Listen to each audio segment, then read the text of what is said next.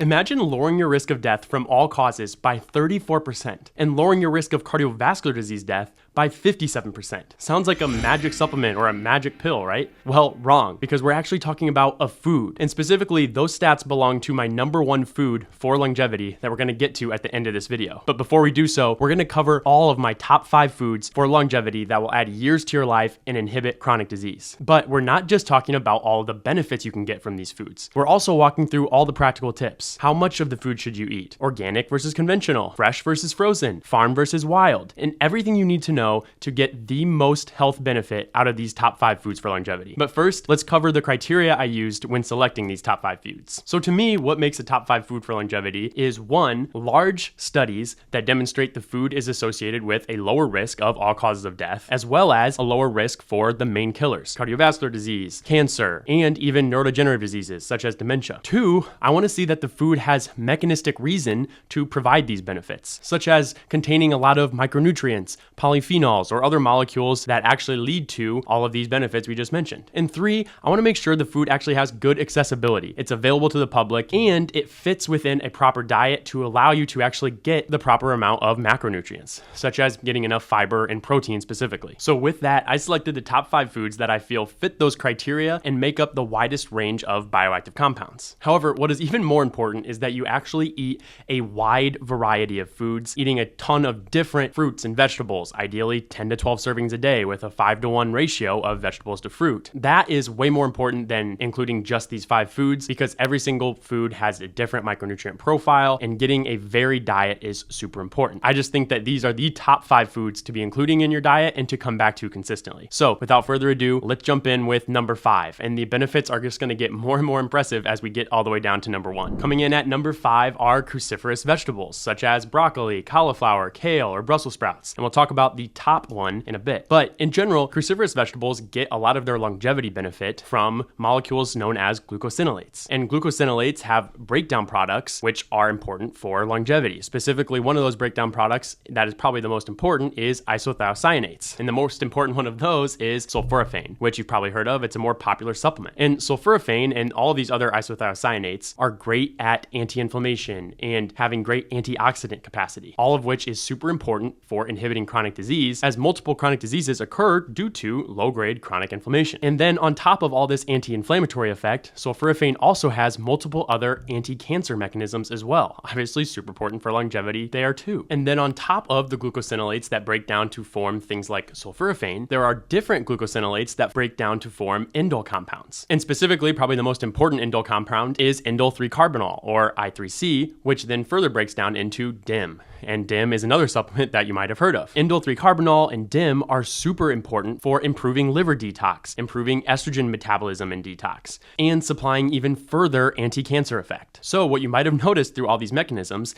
is that while cruciferous vegetables have a ton of positive effects all through those anti-inflammatory mechanisms, what they really shine in is their ability to lower cancer risk. And this has been shown in multiple large studies. Specifically, one super large study that looked at multiple meta-analyses and contained 13 million participants found that higher cruciferous vegetable intake was associated with a 17 to 19% lower risk of certain type of cancers, specifically endometrial, gastric, and lung cancers, and then was also associated with an 8 to 12% lower risk of other cancers, such as breast, prostate, ovarian, and renal cancers. And then on top of this even, a different large cohort study found that the highest 20th percentile of cruciferous vegetable intake compared to those with the lowest 20th percentile of cruciferous vegetable intake had a 14% lower risk of cancer-related death in men. So if you were someone with a personal or family history of cancer, cruciferous vegetables are definitely one you want to focus on. They're also one that you want to focus on if you have a personal history of high estrogens, as again, those indole compounds are really going to help you metabolize your estrogens out in a non-cancer promoting way. And finally, cruciferous vegetables are definitely one you also want to focus on if you are exposed to a lot of toxins or chemicals that you need help detoxing from. As again, those indole compounds, I3C and DIM, are really going to help promote liver detoxification. But again, it doesn't stop with the anti-cancer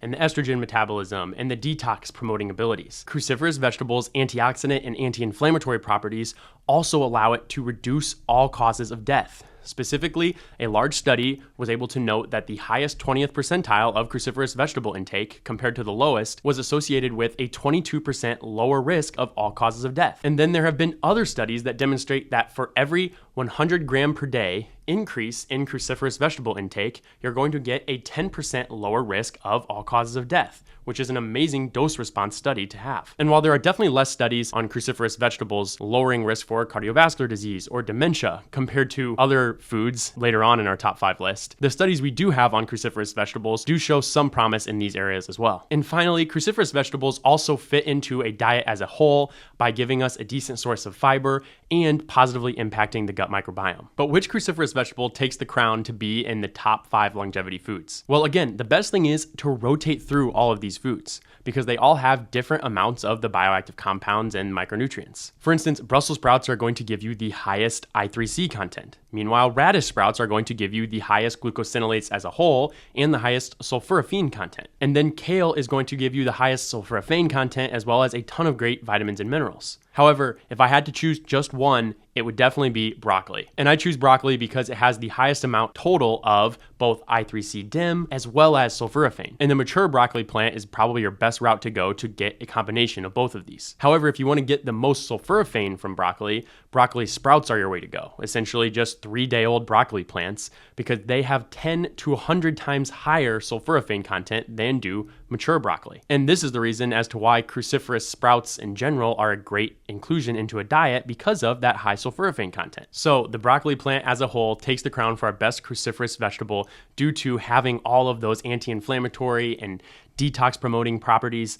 along with it being the most individually studied cruciferous vegetable as well. Now onto the practical tips for broccoli and for cruciferous vegetables as a whole. So when it comes to sourcing your broccoli, getting organic is still preferred over conventional. Even though broccoli is not on the Environmental Working Group or EWG's Dirty Dozen list or the top 12 foods that have the highest pesticide exposure, it's still a good idea to get broccoli and the rest of cruciferous vegetables organic because there have been studies that have demonstrated that organic has more of these bioactive compounds we've been talking about compared to conventionally grown broccoli. However, it is less important compared to some of the other foods on our list to get organic here. So if you want to cut cost, here would be the place to do so. Next is fresh versus frozen. And studies here have actually demonstrated that those are basically equivalent in the amount of bioactive compounds. So either one is totally fine. And then when cooking your broccoli, you do want to steam it or maybe even microwave it compared to boiling it or cooking it over high heat. Studies have demonstrated that steaming it, you won't lose near as much of the bioactive compounds compared to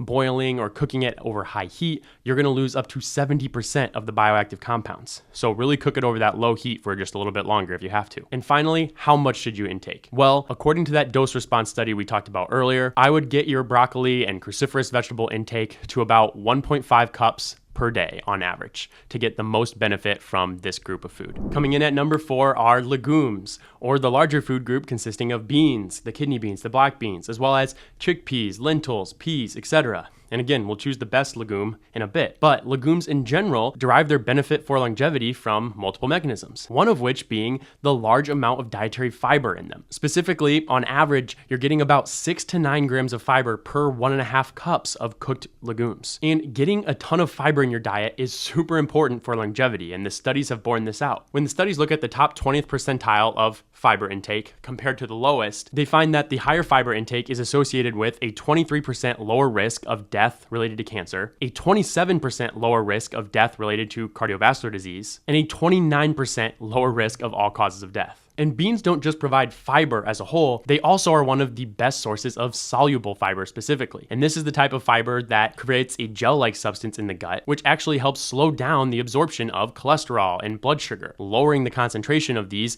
in the blood, which then lowers cardiovascular disease risk. On top of this, soluble fiber, as well as the resistant starch that is in legumes, are also great at acting as prebiotics, essentially acting as food for the good bacteria in your gut. And they also then allow the bacteria to produce things called called short-chain fatty acids, which are also super important for repairing the gut and for metabolism as a whole. But legumes are not just a fiber source. They're also a great source of micronutrients such as folate, magnesium, potassium, and zinc. And they also contain a large amount of polyphenols, or plant-based anti-inflammatories and antioxidants, which again battle chronic disease due to lowering that inflammatory burden. So through all these mechanisms, the high amount of fiber and soluble fiber, the micronutrients and the polyphenols, through all of that, there are of course large studies demonstrating that higher legume intake is associated with lower risk of death and disease. Specifically, one study noted that the highest third intake of legumes compared to the lowest had a 21% lower risk of all causes of death. And then another study even demonstrated a dose-dependent response, noting that for every 50 gram per day increase in legumes, which is about a quarter cup cooked, for every increase of that increment,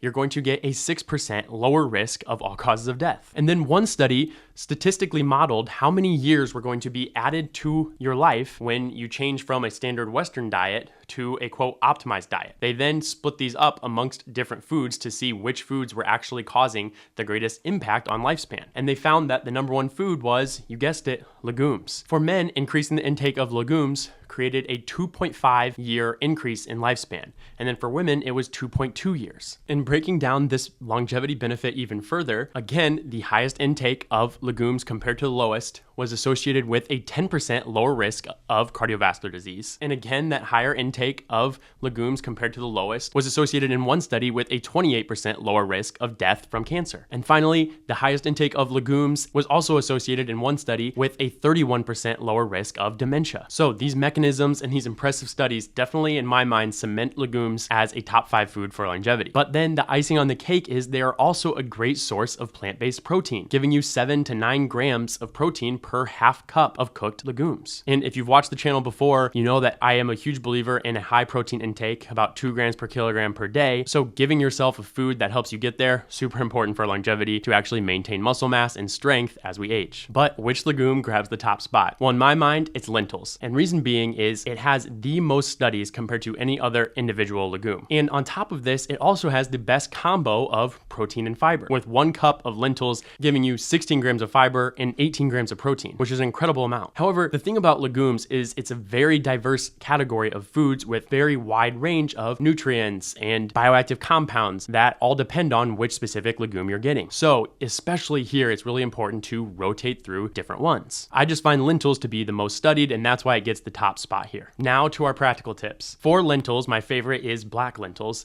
as they have the most polyphenols demonstrated in the studies. And then what about organic versus conventional? Well, kind of the same thing as the broccoli and cruciferous vegetables discussion. You are going to get more of the polyphenols and those bioactive compounds with organic compared to conventionally grown legumes or lentils. So I would go with organic if you can, but it's not going to be a deal breaker. You're still going to get benefit from the conventionally grown as well. And then there's also a discussion on canned versus raw or dried beans. Here, I really definitely would try to go with the dried or raw beans. The canning process actually will cause you to lose 30 to 40% of those polyphenols, those really important anti-inflammatories. So you're going to get much more benefit from the dried bean. And then finally, when you're cooking your lentils or your legumes, same rule applies as with the broccoli. You want to do it with steaming, not with boiling or cooking it at high heats. Again, with that, you're going to degrade a lot of those polyphenols and active compounds. So stick with low heat, and that really is a general theme when cooking for longevity. And then how much? Well, again, based on that dose response study that we talked about earlier, I would go with about 0.75 to 1 cup of cooked legumes per day if you're trying to optimize your longevity. Coming in at number 3 are fatty fish. And specifically, you want the fatty fish, the ones that have greater than 5% fat content, examples being salmon, Atlantic mackerel, trout, tuna, sardines, etc. These compared to the lean fish, such as tilapia, cod, flounder, those ones are a great protein source, but they don't have the high amount of long-chain omega-3 fatty acids, specifically EPA and DHA. And those omega-3 fatty acids are why the fatty fish grab this spot in the top 5 foods for longevity. If you want to learn all about why omega-3 fatty acids are so important for human health and longevity, check out my long video on it on the channel. However, briefly, omega-3s are super important for anti-inflammation, for modulating cell membranes and modulating the immune system, and for modulating the cholesterol profile and specifically lowering triglycerides. So because of their high omega-3 content, higher fatty fish intake is associated with lower triglycerides by about 10 points and an improved HDL, or that good cholesterol, by about 3 points. And again, because omega-3s are highly anti-inflammatory, higher fatty fish intake has been associated with lower levels of low-grade inflammation. And studies have noted that this anti-inflammatory effect from the omega-3s in fatty fish can even outpace the anti-inflammatory effect from polyphenols, which are also important, the ones we just talked about with the beans. And due to these mechanisms, there have been a ton of large studies demonstrating that higher fatty fish intake, at least 1 serving per week, compared to the lower or no intake, was associated with lower risk of cardiovascular disease, specifically up to 17% lower risk. Also, higher fatty fish intake was associated with a 3 to 9% decreased risk for all causes of death. And then other studies even know up to a 6% lower risk of cancer-related death from higher fatty fish intake as well. Although there is less data overall for fatty fish intake and cancer. But what there is more data on is how fatty fish intake lowers risk for dementia. Specifically, this is due to those anti-inflammatory, antioxidant capacities of the omega-3s, as well as their ability to promote healthy neuronal membranes. Specifically, studies note that 2 portions of fatty fish intake per week was associated with a 10% lower risk of all causes of dementia and a 30% lower risk of Alzheimer's disease. In regards to fitting into a diet as a whole, fatty fish and fish in general are a great source of dietary protein, which again, super important for longevity. And even though fatty fish does have a decent amount of fat and healthy omega-3s in it, it's still a great ratio of protein to calories, so a great source for getting your protein. So in sum, these fatty fish are going to have a ton of omega-3s, giving us a great anti-inflammatory effect and a great effect on lowering cardiovascular disease, all while giving us a great source of protein. And that is why they make it into my top 5 foods for longevity. But which one is best? Well, here I'm going with Atlantic mackerel. And making this decision is tough because there's not really any studies comparing different fish intakes and how they relate to longevity. However, the reason I went with Atlantic mackerel is because it has one of the highest omega-3 contents for a fish. And again, that's the main active component that is giving us all of these positive longevity benefits. On top of this, Atlantic mackerel does not have very high mercury levels compared to a predator fish such as a swordfish, a king mackerel, which is a different species,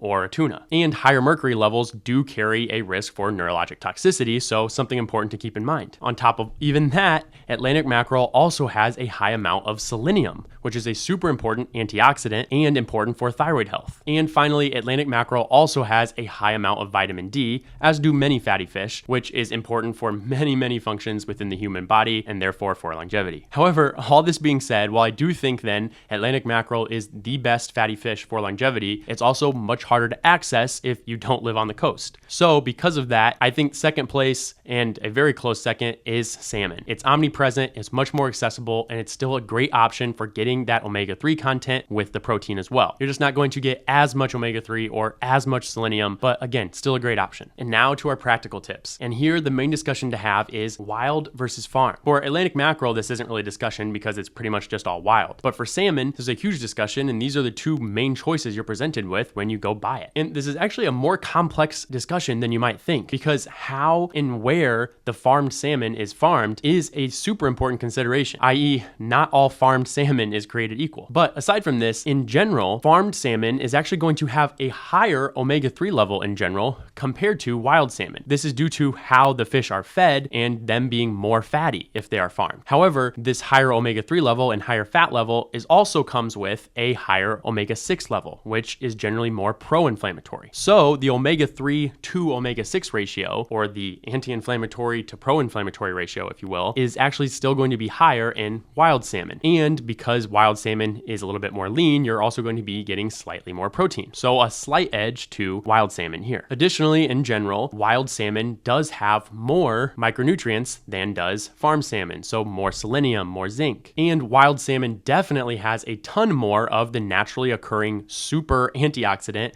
astaxanthin compared to farmed salmon, which only gets synthetic astaxanthin. Then from a contaminant perspective, you're definitely going to get less antibiotic exposure when you have wild salmon compared to farmed salmon. However, it's actually really interesting in the studies, they note that farmed salmon might actually have less other contaminants than do wild salmon. For instance, one study noted that the wild salmon actually actually had more PCB, mercury, dioxins, and other contaminants than did the farm salmon. But this really depends on where and how the salmon is farmed. So if you really want to limit contaminant exposure, you want to make sure that your salmon is being farmed in a way that is ASC or BAP certified. And then aside from this, getting farmed salmon from colder and cleaner waters also further limits contaminant exposure. So getting it from Alaska, Canada, Norway will limit your contaminant exposure even further. So if you get this quality farmed salmon, you're actually going to be limiting your contaminant exposure to maybe even lower than wild salmon, or at least at comparable levels. So all to say, to me, wild caught salmon definitely still takes the edge, but it's only a slight edge due to the slightly better omega-3 to 6 ratio, the slightly more micronutrients, but the contaminant issue is not near as much of an issue as you might think. So if you're looking for a cost-effective option, a quality farmed salmon could be a good way to go. And now for the quantity, how much fatty fish should you be having per week? Well, there are studies that note that some of the effects start to plateau after having about 2 servings per week. So that's at least what I would aim for, but having a little bit more than that, not gonna hurt you. Coming in at number 2 are berries. And berries get on this list due to their insanely high amount and varied amount of polyphenols. Again, those plant anti-inflammatories and antioxidants, and specifically their flavonoids. And due to all these flavonoids and polyphenols, a higher berry intake has been associated with a 21% lower risk of death from all causes. And the effects don't stop there, because another study was even able to demonstrate that adding in berries to a diet was able to lower multiple risk factors for cardiovascular disease, such as lowering an A1C by 0.2, lowering an LDL or that bad cholesterol by about 8 points, and lowering a systolic blood pressure by 3 points. And outside of just improving these risk factors, berries are also able to improve nitric oxide production, which is super important for maintaining elasticity of blood vessels and also inhibiting atherosclerosis production or that plaque production. And berries are able to improve this nitric oxide production through one of their flavonoids known as anthocyanins. And through all these mechanisms, lowering the cardiovascular disease risk markers, improving nitric oxide production, a higher berry intake is associated with a 25% lower risk of cardiovascular disease death. And again, through that anti-inflammatory and antioxidant ability, as well as the polyphenols ability to prevent DNA damage and also promote apoptosis or controlled cell death, and through other mechanisms, berries have been associated with a lower cancer risk as well. Specifically, one study was able to note that a higher berry intake, only consuming it greater than 1 time per week, was associated with a 27 to 36%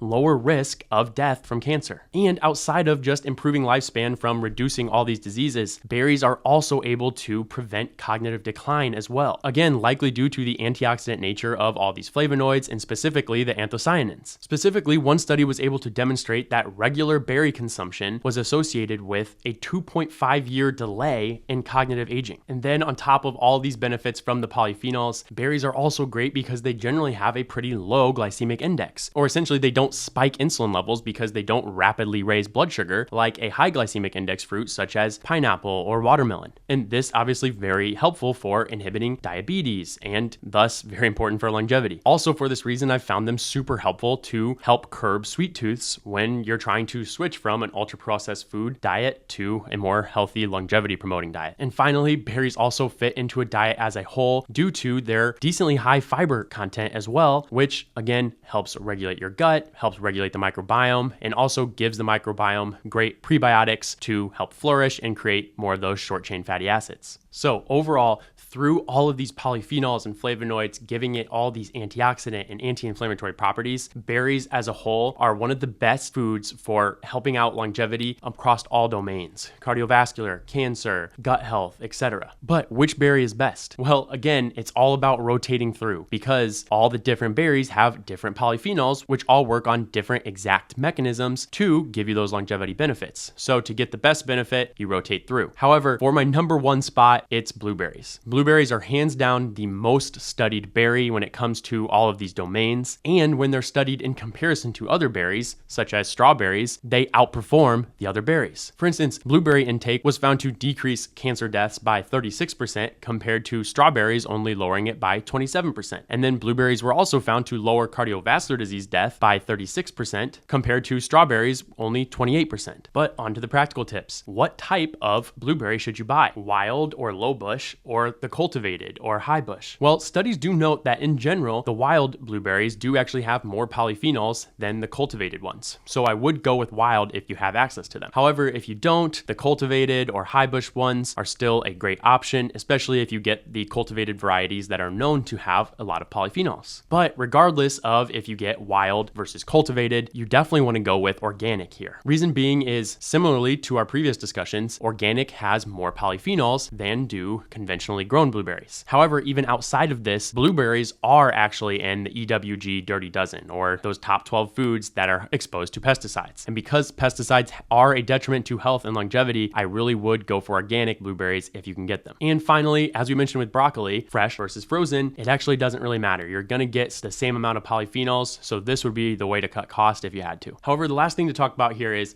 while I do love berries as the top pick, cranberries are definitely a close second. Now, cranberries there are less studies on, but the studies they do have are insanely impressive. For instance, one large study looked at cranberry intake and found that it was associated with a 51% lower risk of cardiovascular disease death compared to 25% for other berries. And then another study demonstrated that cranberries were associated with a 31% lower risk of all causes of death compared to only 21% for blueberries. However, again, blueberries are just far more studied in all the domains, meaning cancer, cardiovascular disease, dementia prevention, and just more studied in general. So I went with those as my top pick, but I do think cranberries deserve more studies and are definitely a close second. And then finally on the berries, how much per day? Well, I would go with about 1 cup per day on average. Reason being is there was actually an interventional study in which they gave a half cup to a group and 1 cup per day to a group, and the 1 cup per day was able to lower cardiovascular disease risk compared to the half cup per day did not. So I would try to work up your way to 1 cup per day of berries. Coming in at the top spot with the best data for longevity is extra virgin olive oil. And extra virgin olive oil makes it into the top spot due to its high amount of monounsaturated fats, as well as its extremely high amount of polyphenols. Again, those antioxidants, those anti-inflammatories, with two of the most important ones being olecanthal and hydroxytyrosol. But there are many important polyphenols that all have an impact. And specifically, these impacts include being super anti-inflammatory, as we've talked about, and also improving cholesterol panels and having the ability to positively impact the lining of blood vessels and inhibit plaque buildup. However, to get all of these benefits, it really has to be extra virgin olive oil and not refined olive oil. Reason being is that chemically refined olive oil basically takes out all of the polyphenols, which are the most active component, and you're not really going to get any benefit then. Compare this to the extra virgin olive oil, which gets the olive oil from a mechanically cold pressed method, which preserves much more of the polyphenols. And due to all these monounsaturated fats and all these polyphenols, we get very, very impressive longevity data. Specifically, one large study of 12,000 individuals noted that having 1.5 tablespoons of olive oil per day, and it had to be the extra virgin olive oil, was associated with a 34% lower risk of all causes of death and a 57% lower risk of cardiovascular disease death. And amazingly, there are other large cohort studies basically providing the same stats. For instance, a different 40,000 cohort study demonstrated a 44% reduction in cardiovascular disease deaths and a 26% reduction in all causes of death. And maybe even more impressively was a randomized controlled trial that gave a standard diet that was told to just reduce fats, a Mediterranean diet with olive oil, and a Mediterranean diet with nuts. The one with olive oil, which was told to have greater than or equal to 4 tablespoons per day, had a 31% lower risk of having a cardiovascular event, meaning a stroke, a heart attack, etc., compared to the baseline control group. And again, due to all these polyphenols, the monounsaturated fats, extra virgin olive oil is also associated with better cognitive performance and delayed cognitive decline. Specifically, one 92,000 person study noted that high intakes of extra virgin olive oil was associated with a 28% lower risk of dementia-related death. So now onto the practical tips. How are we actually going to make sure that we're getting all these insane benefits of extra virgin olive oil? Well, it all goes back to the polyphenol content.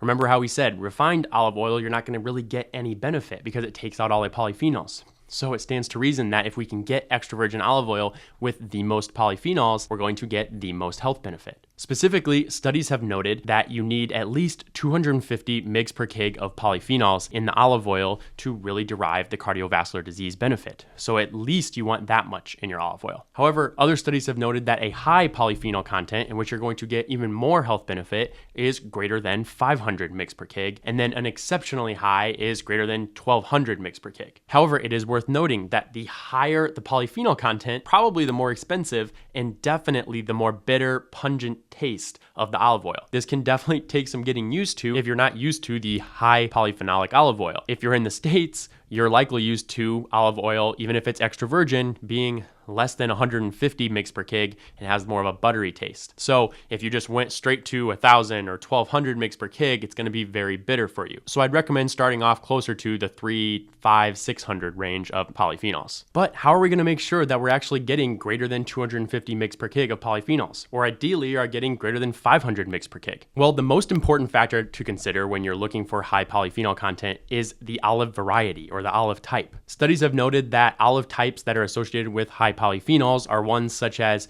Picual, Leche en Sevilla, Calamon, or Coratina. Sorry for the pronunciations. But even outside of the olive type, there are a bunch of other factors to consider to maximize polyphenol content. For instance, how early an olive is harvested will also matter. And the earlier the harvest date, the higher the polyphenol content, because the more ripe, the less polyphenols. Also, the malaxation period really matters, the period where they're making olive oil from olive paste. And you want that period to be shorter and colder. And those two factors are really associated with better preservation of polyphenols. And proper storage also really matters because polyphenols degrade over time. You really want to make sure that it's not exposed to too much oxygen or light, but even then, over a year's time, you're going to have about a 40 to 46% degradation of your polyphenols. This is why getting a newer olive oil is important, and also why getting one that is above 500 mg per kg, in my opinion, is also important. That way, even if it sits for a year, that 40 to 46% degradation is still going to land you above the 250 mg per kg threshold. So with all that being said, I generally like to shoot for an olive oil with 500 to 700 mg per kg of polyphenols to balance taste, cost, and health benefits. And ideally, you're getting an olive oil with a certificate of analysis to prove this polyphenol content. One company that is generally well trusted and fits all of these criteria is Oro del Desierto from southern Spain. They have multiple different olive oil varieties which meet this threshold for polyphenol content. And if you're in the States, you can get it on oliveoillovers.com. And again, no affiliation with that brand or the website. And then even more practically, once you get the olive oil, you can of course drink it raw, use it as a dip, put it as a salad dressing, or you can cook with it at, again, low temps. Studies have shown that sauteing around 120 degrees Celsius, or really that low setting on the stovetop, will allow you to maintain at least 60% of the polyphenols, which yet again speaks to the importance of getting an olive oil that is above 500 mg per kg so that you can always stay above that 250 mg per kg threshold. And finally, for quantity, I like to shoot for 2 to 4 tablespoons of this high polyphenol content olive oil per day. Doing that, I think based on the studies, is your best way to go to get the best longevity benefits from extra virgin olive oil. So those are your top 5 foods for longevity. But if you want to optimize your longevity even further, check out this video on the top 5 lifting exercise for longevity, and check out this video for my top cardio exercise for longevity.